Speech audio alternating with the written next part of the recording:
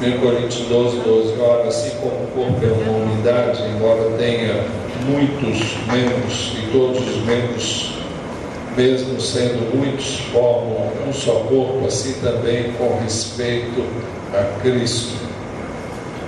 Pois em um só corpo todos nós fomos batizados em um único Espírito, quer judeus, quer gregos, quer escravos, quer livres, e a todos nós foi dado beber de um único Espírito. O corpo não é feito de um só membro, mas de muitos. Se o pé disser, porque não sou mão, não pertence ao corpo, nem por isso deixa de fazer parte do corpo. E se o ouvido disser, porque não sou olho, não pertenço ao corpo, nem por isso deixa de fazer parte do corpo. Se todo o corpo fosse olho, onde estaria a audição? Se todo o corpo fosse ouvido, onde estaria o olfato? De fato, Deus dispôs cada um dos membros do corpo segundo a sua vontade. Se todos fossem um só membro, onde estaria o corpo? Assim há muitos membros, mas um só corpo. O olho não pode dizer à mão, não preciso de você, nem a cabeça pode dizer aos pés, não preciso de vocês. Ao contrário, os membros do corpo que parecem mais fracos são indispensáveis. E os membros que pensamos serem menos honrosos, tratamos com especial honra. E os membros que em nós são indecorosos são tratados com decoro especial. Enquanto que os que em nós são decorosos não precisam ser tratados de maneira especial. Mas Deus estruturou o corpo, dando maior honra aos membros que dela tinham falta, a fim de que não haja divisão no corpo, mas sim que todos os membros tenham igual cuidado uns pelos outros. Quando o membro sofre, todos os outros sofrem com eles. Quando o membro é honrado, todos os outros se alegram com ele. Ora, vocês são o corpo de Cristo, e cada um de vocês individualmente é membro desse corpo. Amém? Podem sentar-se.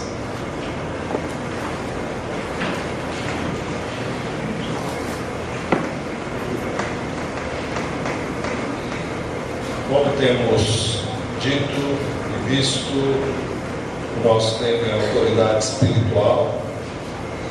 A última mensagem trazida com esse tema aqui, nós vimos que a autoridade se expressa de maneira mais completa no corpo humano. Nós estamos usando a mesma figura que o apóstolo Paulo usa nas Escrituras para falar do corpo de Cristo. É um corpo espiritual, mas que tem a sua figura no corpo humano, que se presta a expressar de maneira completa a autoridade de Deus no corpo. Aliás, aqui no caso é a autoridade do corpo. Como é que as coisas funcionam no corpo? Hoje nós veremos primeiro, para o corpo humano obedecer à cabeça, é a coisa mais natural e agradável. No corpo humano, os membros, para obedecerem à cabeça, eles não precisam se esforçar. Basta que eles... É uma coisa natural, é uma coisa espontânea. A cabeça já pensou e os membros do seu corpo já se agilizam para cumprir e fazer aquilo que a cabeça determina. Mesmo que ela não diga uma palavra, e ela não diz mesmo, às vezes ela pode falar, mas não para que isso aconteça. Então, repetindo, para o corpo humano obedecer à cabeça é a coisa mais natural e agradável. Deus providenciou para que a cabeça e o corpo participem de uma mesma vida e natureza. 1 Coríntios 12, nós acabamos de ler, diz assim: ora, assim como o corpo é uma unidade, embora tenha muitos membros, e todos os membros, mesmo sendo muitos, formam um só corpo. O corpo é um. A cabeça, a vida, vem da cabeça. Mas a vida que vem da cabeça, ela atinge todos os membros do corpo. E é a mesma vida que está na cabeça, é que está nos membros do corpo. Estamos usando a figura de um corpo humano, mas que se presta para explicar exatamente aquilo que acontece no corpo de Cristo. Então, como no corpo humano, a cabeça e o corpo participam da mesma vida e natureza, no corpo de Cristo também isso ocorre. A mesma vida que tem o cabeça, tem os membros do corpo de Cristo. Por isso que no corpo humano, a coisa mais natural é obedecer à cabeça. Nessa relação entre o corpo e a cabeça, a desobediência está totalmente fora do lugar. Isto é, não há desobediência à cabeça, nunca há desobediência à cabeça no corpo humano. E se isso ocorrer, tem uma coisa errada, tem uma disfunção, tem alguma coisa que foi danificada, foi quebrada, e por isso um membro poderá não obedecer à cabeça. Isso ocorre, por exemplo, quando ocorre um derrame. Então há um derrame na cabeça e que impede que aquele membro responda ao impulso e ao desejo da cabeça. Mas se isso ocorre no contexto humano, não é natural no corpo que está funcionando normalmente isso ocorrer. Então, na relação entre o corpo e a cabeça, a desobediência está fora de cogitação. Por exemplo, é natural que a mão se levanta ou se levante quando a cabeça vai estar em instrução. E às vezes ela não fala nada, e não fala mesmo, mas a mão se levanta. Por quê? Porque a cabeça determinou que ela levantasse a mão. Se a mão falhar em obedecer, tem algo errado. Do mesmo modo, o Espírito de vida que recebemos de Deus é exatamente o mesmo que o Senhor tem. O mesmo que o Senhor Jesus tem. 1 Coríntios 12, 13 diz assim: pois em um só corpo todos nós fomos batizados em um único Espírito. E esse Espírito é o Espírito de Deus, quer judeus, quer gregos, quer escravos, quer livres, e a todos nós foi dado beber de um único Espírito. O mesmo Espírito de Deus que atua e que está em Cristo é o mesmo Espírito que está nos membros do corpo de Cristo, ou seja, em cada um de nós. O Espírito de vida que recebemos de Deus é exatamente o mesmo que o Senhor tem. 1 Coríntios 6, 17 diz assim: mas aquele que se une ao Senhor é um Espírito com Ele. O mesmo Espírito que está em Jesus está em nós e Ele nos faz um com Ele. Portanto, a natureza da vida que recebemos é a mesma da vida que o Senhor Jesus tem. Assim, não há como haver discordância nem desobediência. Em nossos corpos humanos, alguns movimentos são conscientes e outros são automáticos. Por isso porque a cabeça e corpo estão tão unidos que a obediência inclui tanto o consciente quanto aquilo que é automático. Por exemplo, eu e você respiramos profundamente de forma consciente quando eu resolvo fazê-lo. Eu escolhi fazer isso. Eu não precisava fazer isso dessa maneira. Mas eu estou respirando automaticamente, sem querer fazer isso. Então, eu e você respiramos naturalmente, sem esforço consciente. Mas quando eu quero respirar mais fundo, eu vou fazer isso de forma consciente. Esta é a obediência da vida. A cabeça solicita a obediência do corpo e faz isso sem alarde ou compulsão, sem conflito e em perfeita harmonia. Assim deveria ser no corpo de Cristo. Mas hoje em dia há pessoas que só obedecem a ordens. Isso não é apropriado. Tanto não é apropriado ao corpo humano, como não é apropriado ao corpo de Cristo, representado pelo corpo humano. O que queremos dizer com isso? São aqueles que obedecem ordens. E o que faz uma pessoa que obedece ordens? Ela obedece ordens, mas não necessariamente aquilo é algo natural. Ela obedece porque ela tem que obedecer.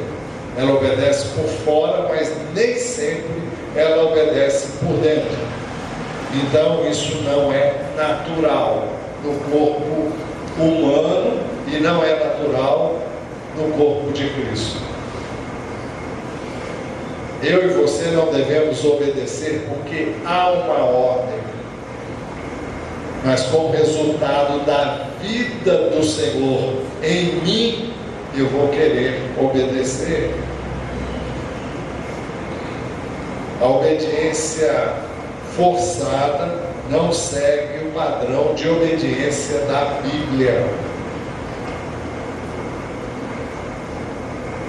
A obediência perfeita só pode ser reconhecida quando se cumpre a lei da vida.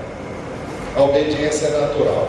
Aí vocês têm um texto, mas eu quero, antes de citar esse texto, vou citar um outro, que está em Romanos, capítulo... Eu me lembrei disso, depois já estava tudo pronto, e Romanos capítulo 8. O capítulo 7 é uma descrição da luta contra o pecado, e fala de leis. Existe a lei de Deus na minha mente, e ele fala de uma outra lei. Ele fala da lei de Deus que está na minha mente. Ele fala que essa lei existe, está no meu homem interior, mas existe uma outra lei que, guerreando contra a lei de Deus que está na minha mente, me faz prisioneiro da lei do pecado. É a lei do pecado e da morte. Fala da natureza humana corrompida que luta e vence a lei de Deus na minha mente,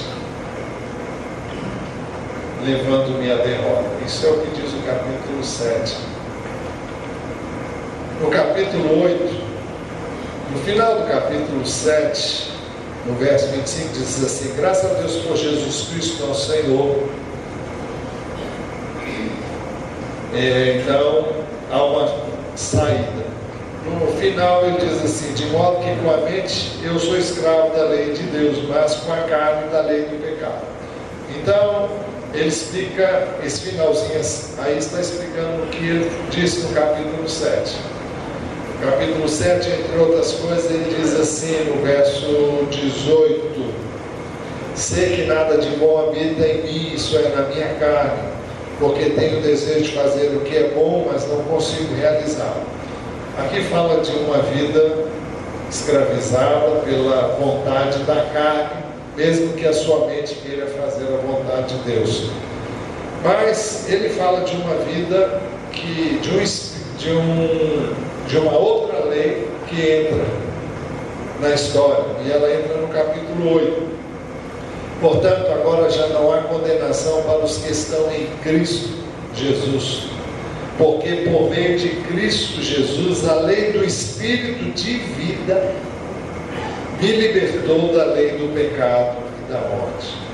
Porque aquilo que a lei for incapaz de fazer por estar enfraquecida pela carne, Deus o fez enviando o seu próprio Filho à semelhança do homem pecador como oferta pelo pecado. E assim condenou o pecado na carne, a fim de que as justas exigências da lei fossem plenamente satisfeitas em nós, que não vivemos segundo a carne, mas segundo o Espírito.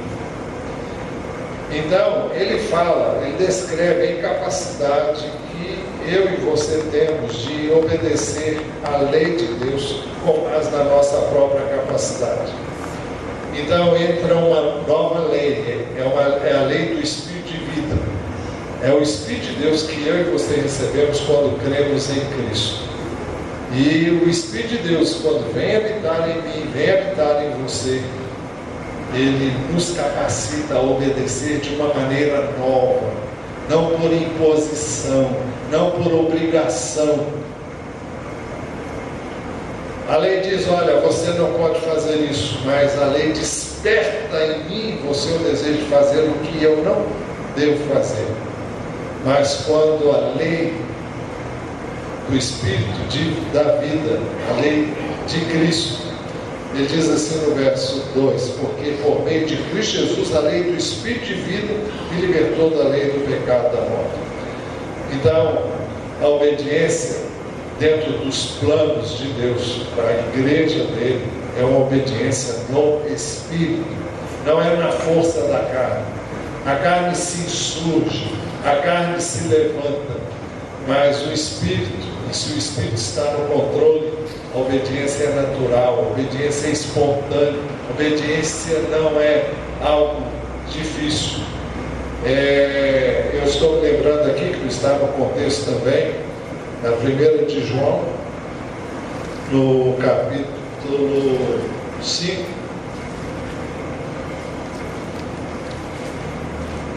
onde diz que ora, os seus mandamentos não são penosos. Onde é que é? Aonde? 5:3.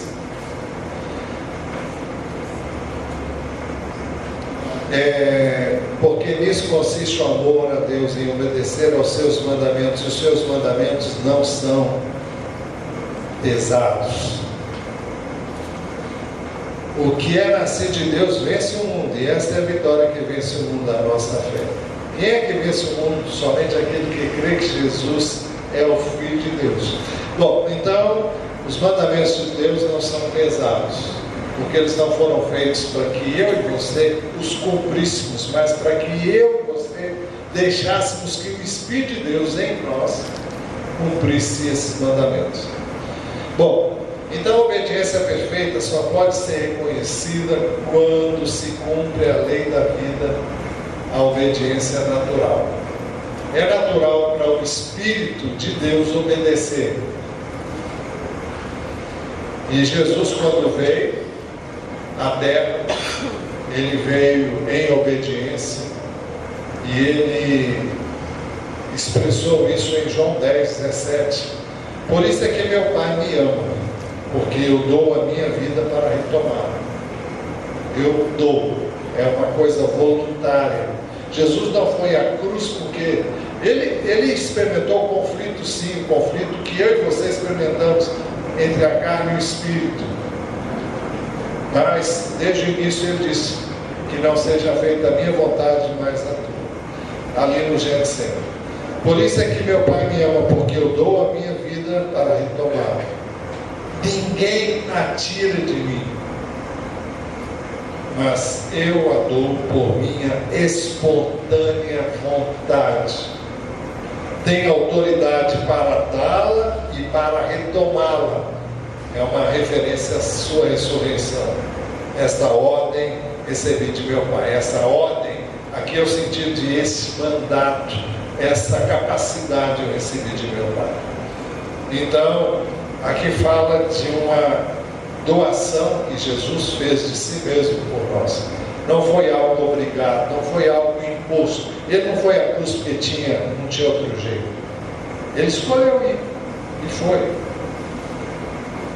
A obediência perfeita só pode ser reconhecida quando se cumpre a lei da vida, a obediência natural. Agora eu vou aí entre um outro texto, Romanos 7:6. Mas agora, morrendo para aquilo que nos prendia, fomos libertados da lei, para que sirvamos conforme o novo modo do Espírito e não segundo a velha forma da lei escrita. Há uma diferença entre servir a Deus no Espírito, de acordo com a lei do Espírito da vida, que nos livrou da lei do pecado da morte, e de servir na velha forma da lei. A força da lei era justamente o fato de que, se você desobedecesse, viriam as consequências disso. Isso nós sofremos hoje. Todas as vezes que eu e você desobedecemos, nós sofremos consequências. Mas essa não deve ser a motivação para eu obedecer.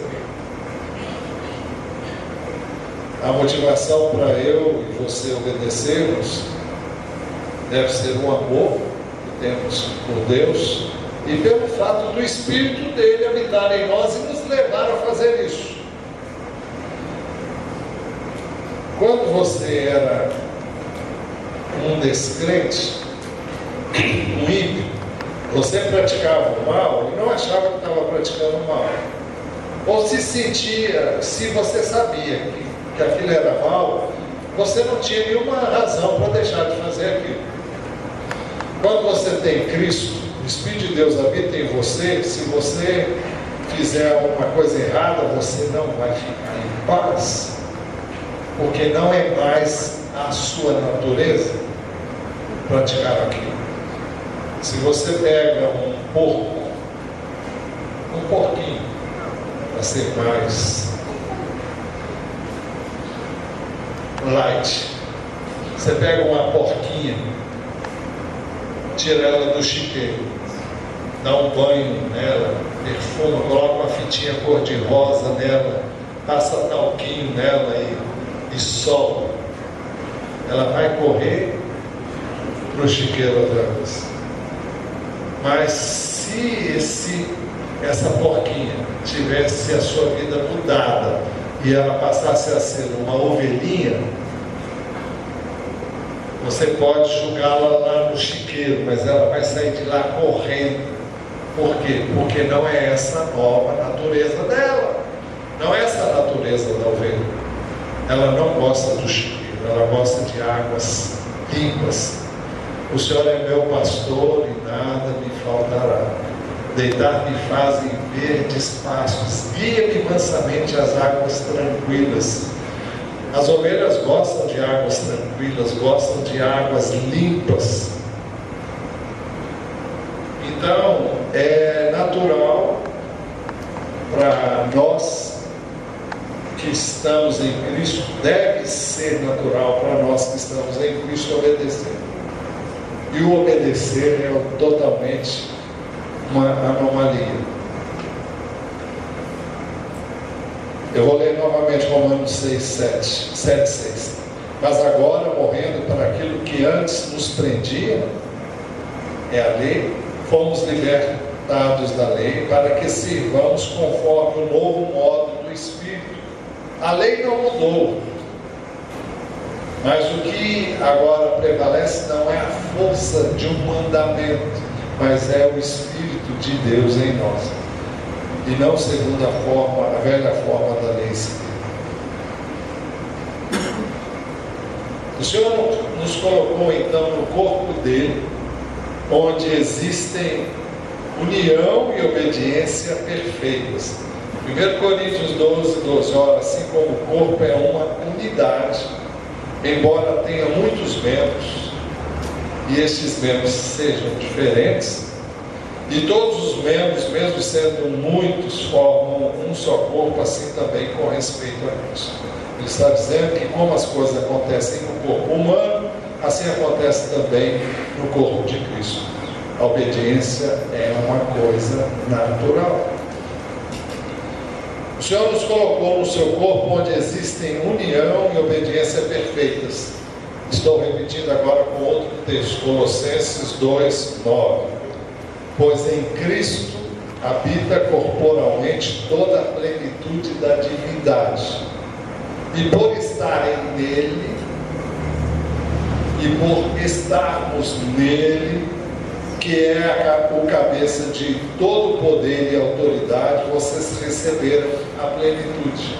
Por que eu recebi a plenitude? Porque eu pertenço a um corpo que tem como cabeça Cristo, em quem habita toda a plenitude da divindade. Toda a plenitude de Deus está na cabeça, Cristo. E como eu estou nesse corpo, o texto diz no final, vocês receberam a plenitude.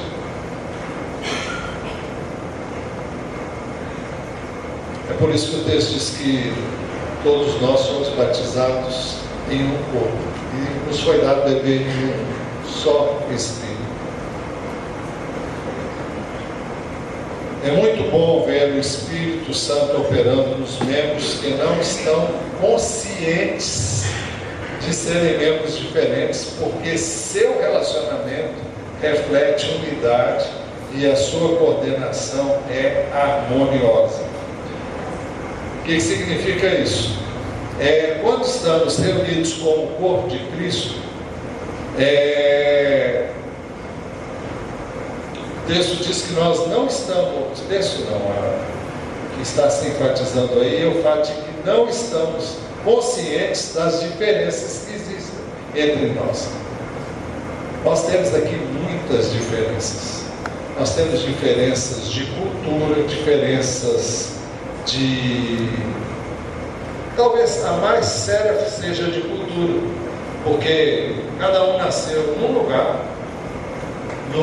Nós temos aqui pessoas que nasceram aqui no Rio de Janeiro, mas temos pessoas que nasceram em várias partes do Brasil, tiveram educação diferente, instrução diferente, vieram de famílias diferentes, com costumes diferentes, com hábitos diferentes, tivemos educação diferente, e olha, N coisas são diferentes. Gostamos de coisas diferentes, mas quando estamos reunidos com o corpo de Cristo, e se estamos em Cristo, isso tudo vai para o brejo. Isso tudo não faz diferença. Faz? Não faz. Porque nós não estamos aqui para discutir essas questões que nos fazem diferentes. O que nos une é o termos o mesmo Espírito, estarmos em Cristo e vivermos em união com Ele e uns com os outros. Então, eu vou ler novamente. É muito bom ver o Espírito Santo operando nos membros que não estão conscientes de serem diferentes. Acho que a coisa que a gente menos pensa é que somos diferentes. Porque seu relacionamento, porque o nosso relacionamento reflete unidade e a sua coordenação é harmoniosa. A coordenação de Cristo no seu corpo traz harmonia.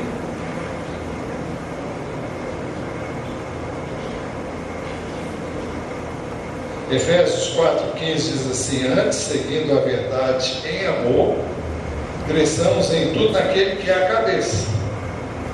Estamos crescendo a partir da cabeça. Dele, todo o corpo, ajustado e unido pelo auxílio de todas as juntas, cresce e edifica-se a si mesmo em amor, na medida em que cada parte realiza a sua função. nós vivemos harmoniosamente. Devemos viver. Se não vivemos, tem alguma coisa errada. E essa coisa errada sempre vai ser o pecado. Sempre que o pecado entrar aí, eu vou deixar de estar alinhado com o Espírito de Deus que habita em mim e vou fugir desse governo, dessa autoridade que é natural. É antinatural, é eu agir por minha conta, é eu viver a minha vida, é eu fazer a minha vontade. Às vezes,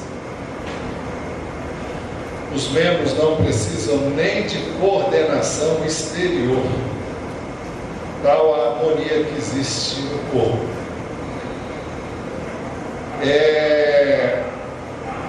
Eu estava pensando que você, não sei quantos aqui, bom, não sei se todos aqui sabem dirigir, mas quem dirige carro, você já começa a fazer certas coisas, você passa a marcha, você acelera, você pisa no freio, você vira para cá e para lá, sem que você perceba que você está fazendo isso. É verdade ou não é? No início, você fica tenso, quem está aprendendo a dirigir, presta atenção em tudo. Depois que você aprendeu, difícil é prestar atenção, né? Eu estou falando não é dela, não. É ela que fala de mim. Diz que eu sou muito voado. Ela não diz não, mas ela dá a entender, né?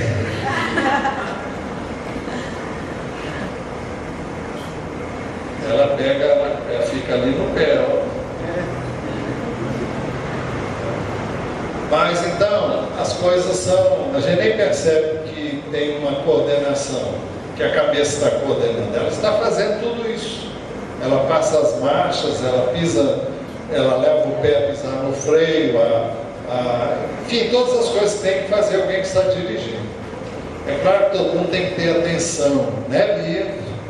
Quando está dirigindo, para não cometer erros, mas normalmente você faz isso automaticamente. Você nem sabe se passou marcha, se não passou, se pisou no freio, você não sabe. Você sabe que o carro andou, parou ou entrou, está em movimento, mas você não presta atenção nesses detalhes.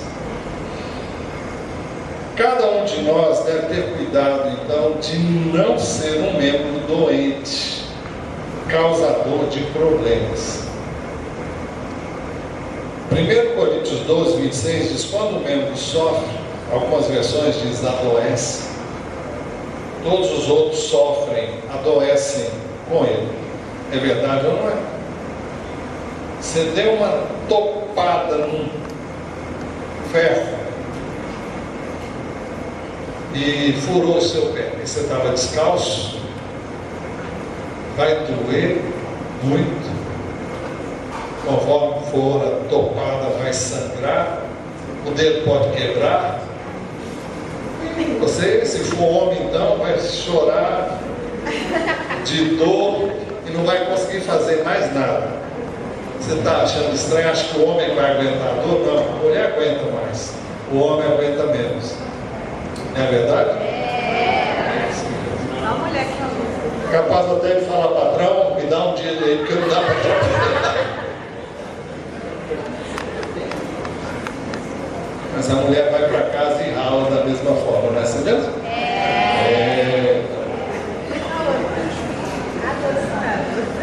Estão gostando, né?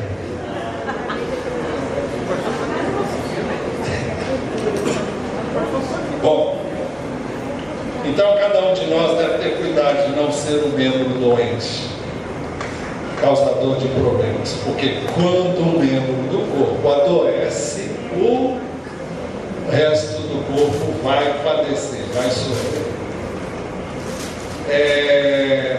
Eu não fico satisfeito quando não estão todos aqui os que deviam estar. Sempre eu lembro de alguém que faltou, de alguém que não veio, de alguém. É importante, por quê? Porque é parte do corpo, porque faz parte do corpo. E o corpo, para ser corpo, precisa de todos. Todos devem estar juntos, andar juntos e participar das mesmas experiências.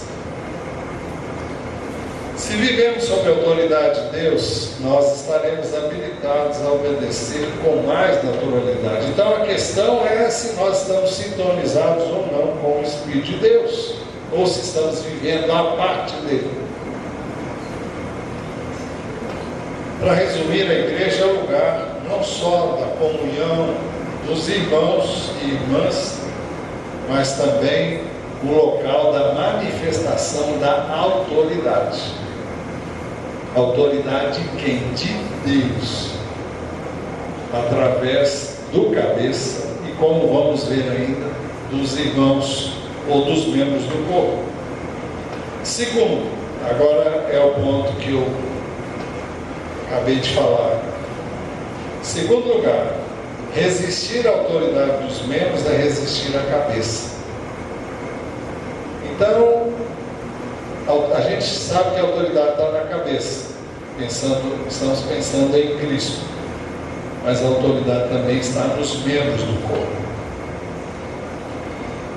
Embora a autoridade do corpo às vezes seja manifesta diretamente através da cabeça, muitas vezes ela se manifesta de maneira indireta através dos membros.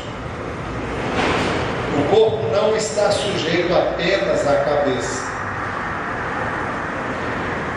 Os muitos membros do corpo ajudam-se mutuamente e estão sujeitos uns aos outros. Deus planejou o corpo para que os seus membros cuidassem uns dos outros. 1 Coríntios 12, 25 diz que não haja divisão no corpo, mas sim que todos os membros tenham igual cuidado uns pelos outros. Está falando do corpo espiritual. Então nós devemos estar cuidando uns dos outros, mas é isso que acontece também no corpo humano, que é a figura do corpo de Cristo. Quem movimenta os membros é a cabeça. A mão não tem a capacidade de dar orientação para essa mão. Essa mão não vai dizer, olha, a mão direita não vai dizer para a mão esquerda, olha, você vira ou faz isso ou esse movimento. Não. Porque quando a mão direita tem uma necessidade, tem necessidade da mão esquerda, ela transmite isso para onde? Para a cabeça, e a cabeça vai transmitir a ordem para a mão esquerda.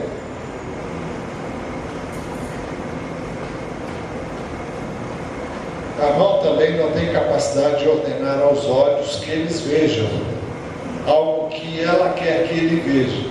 Não é assim que as coisas funcionam. Simplesmente a mão modifica a cabeça e deixa a cabeça dar a ordem aos olhos para que eles vejam o que a mão precisa que seja visto. Por isso, todos os diversos membros estão igualmente ligados à cabeça.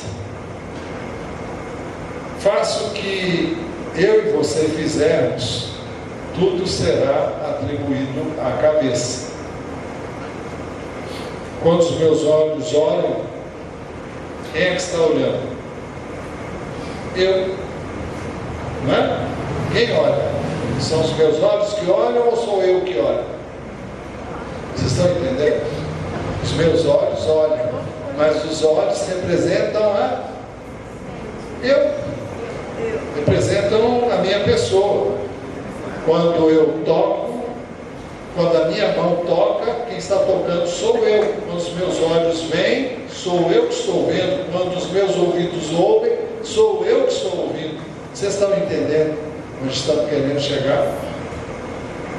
Quando os meus pés andam, sou eu que estou andando. Quando os membros do corpo trabalham, sou eu que estou trabalhando. Portanto, podemos concluir que julgar um membro é julgar a cabeça. Quando eu digo que esse membro não está funcionando legal, eu estou dizendo que a cabeça não está funcionando legal. Quando eu critico essa mão, eu estou criticando eu mesmo.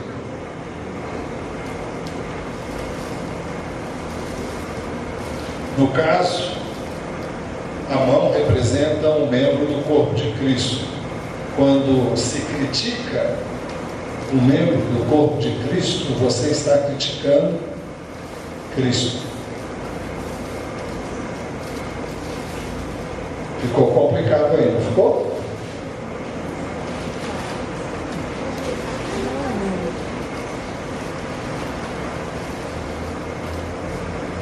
Então vamos lá. A mão não pode ver, ela tem que aceitar o julgamento dos olhos. Para que a mão possa ver, ela precisa da avaliação dos olhos. A mão não pode pedir a cabeça para olhar ela mesma, para ver por si mesma. Seria pedir de maneira errada. Mas é justamente aí que nós pecamos no contexto do corpo da igreja, no contexto da igreja. Então nós precisamos reconhecer nos membros a autoridade da cabeça.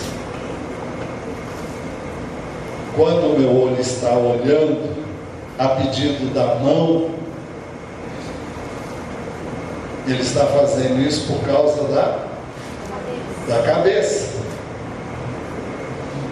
O olho fez isso subordinado à cabeça, atendendo a uma necessidade da mão. A função de cada membro, então, é limitada. A mão trabalha, o olho vê, o pé caminha. Portanto, nós temos que aprender a aceitar as funções uns dos outros.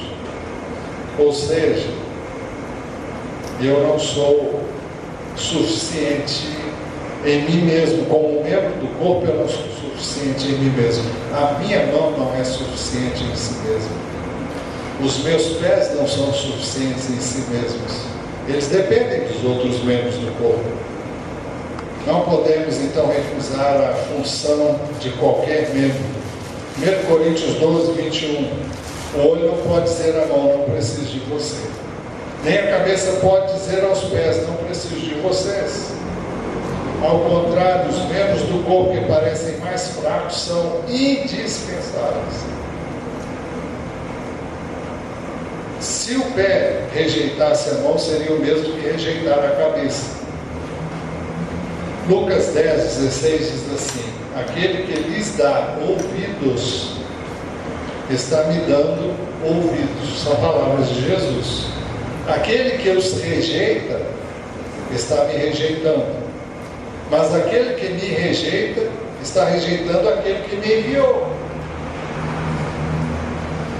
Se eu rejeito alguém que está servindo em nome de Jesus, como membro do corpo, eu estou rejeitando Jesus e por sua vez, estou rejeitando o Pai. Aceitar a autoridade de um membro é o mesmo que aceitar a autoridade da cabeça. Mateus 10, 40. Quem recebe vocês, recebe a mim. E quem me recebe, recebe aquele que me enviou.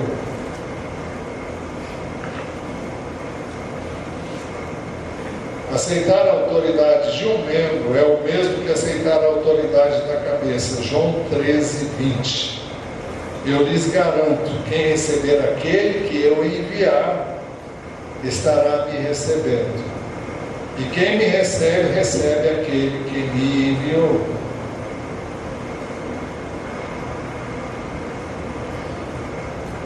As coisas são mais sérias do que a gente está acostumado a pensar, gente.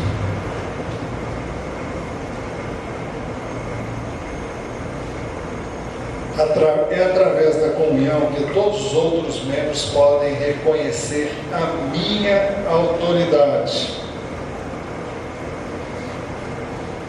A autoridade de você como membro, a minha autoridade como membro.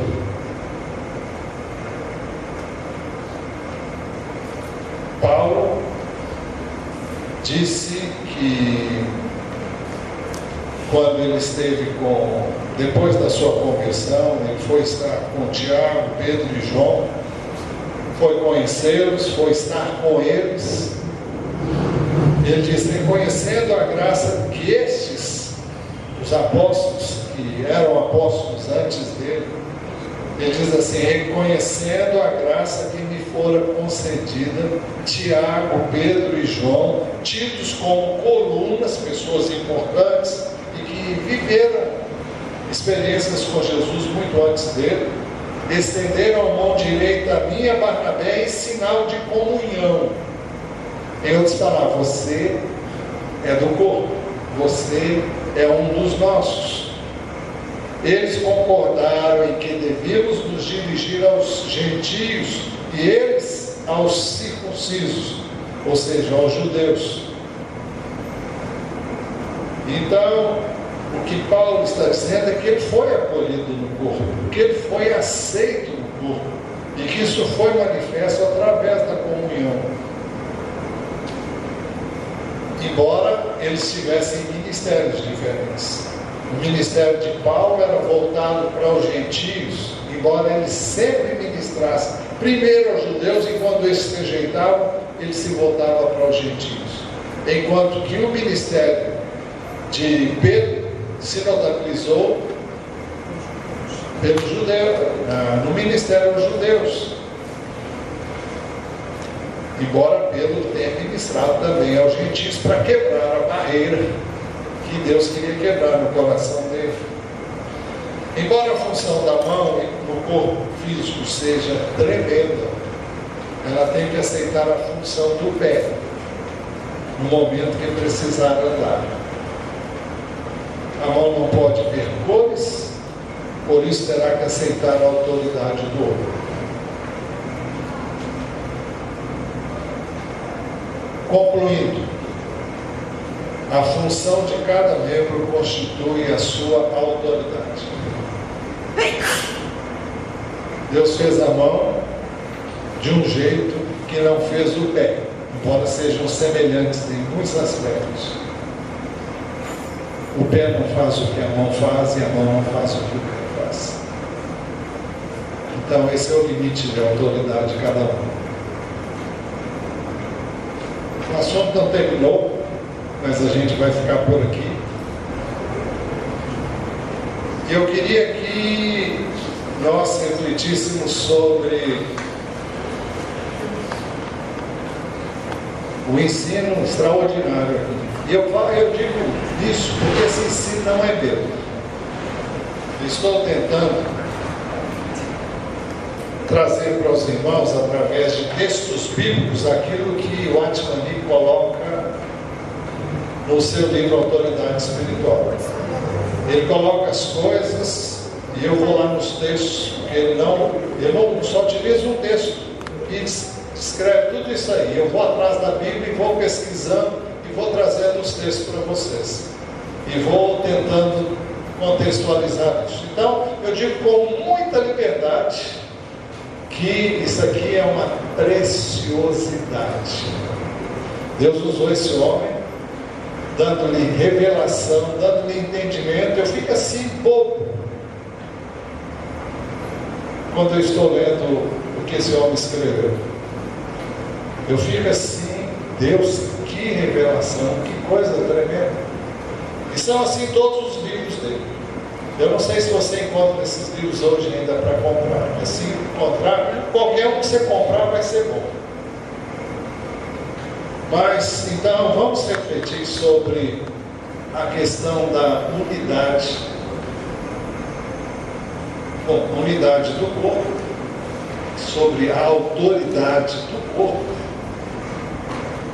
E vamos nos lembrar que nós fazemos parte de um corpo que tem como cabeça Cristo, em quem habita toda a plenitude da divindade. E porque estamos ligados a Ele, nós estamos também cheios do mesmo Espírito que Ele está. Se estamos em comunhão com Ele, se estamos buscando viver nele e através dele. E por isso mesmo nós temos que entender que precisamos uns dos outros e que não somos autossuficientes. Daí a importância da igreja, daí a importância de estarmos juntos e de ministrarmos mutuamente e de recebermos uns dos outros. E reconhecemos que Deus opera através do seu corpo e não através de indivíduos. Você não vê uma mão voando por aí. Você não vê o olho girando por aí sozinho. Ele está no corpo. Então Deus age por meio do corpo, opera no corpo. Esse é o propósito dele para a sua igreja.